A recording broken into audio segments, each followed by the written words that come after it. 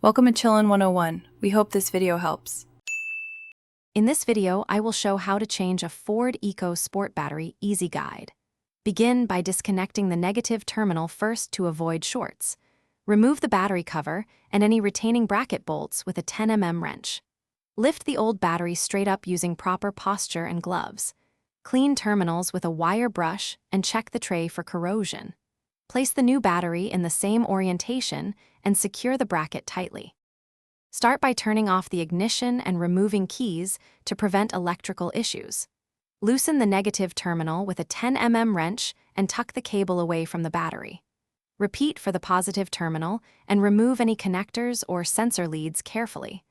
Unbolt the hold-down clamp and lift the battery straight out, keeping it level to avoid spilling.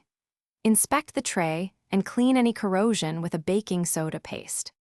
If this video is helping you, please subscribe and like for more car tips. Quick recommendation: the Owala water bottle is great for staying hydrated while working on your Ecosport because it fits most cup holders and resists leaks.